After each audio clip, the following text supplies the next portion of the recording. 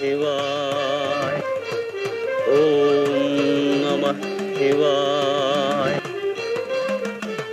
ఈ 5 అక్షరాలు శబ్దం కాదు, శక్తి. ఈ పదాలు పలికిన ప్రతిసారి మనసు లోపల ఓ ప్రకాశం, ఓ శాంతి, ఓ నిర్మలత ప్రవహిస్తుంది. శివుడు దేవుళ్లలో మొదటి అయిన దేవుడే కాదు, భక్తుల గుండె చప్పుడు. ప్రపంచపు మొదటి ధ్వని ఓంకారమే ఉద్భవించినవాడు, శూన్యానికి రూపం ఇచ్చినవాడు, కాలానికి కూడా దిక్సూచి అయినవాడు. ఎలాంటి అలంకారాలు లేని రూపం, ఎలాంటి కోరికలు లేని జీవితం, అదే శివతత్వం. చితాభస్మంతో మురిపించిన శరీరం, అదే జీవన నిర్మలత్వానికి ప్రతీక.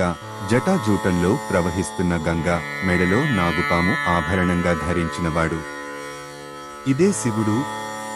ఇతని రూపం చూశాక భయం పోతుంది, మనసు శివతత్వంతో నిండిపోతుంది. ఆయన యొక్క నిజమైన జీవితం, దాని రూపం అంతా కేవలం భక్తుల కోసం. ఆయనకు ప్రాణంగా ఉన్నది కేవలం భక్తి.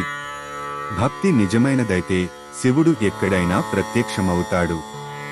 నిర్మల హృదయం నుండి పుట్టిన ఆరాధనకి శివుడు ఆలస్యం చేయడు, కరుణగా ప్రత్యక్షమవుతాడు. పాత కొత్తల కలయికలో దేవత్వాన్ని మధుర స్మృతుల రూపంలో గుర్తు చేసేందుకు చేసిన ఈ చిన్న ప్రయత్నంలో ఏదైనా లోపం ఉంటే దయచేసి మన్నించండి. మీ అమూల్యమైన సూచనలు కామెంట్లలో తెలియజేయండి. తదుపరి భక్తిరసపూరితమైన వీడియోల కోసం మన ఛానల్కి తప్పకుండా సబ్స్క్రైబ్ చేయండి, లైక్ చేయండి, మీ స్నేహితులతో పంచుకోండి. ఈ సాధారణ ప్రయత్నాన్ని చూసిన ప్రతి హృదయానికి నా హృదయపూర్వక ధన్యవాదాలు.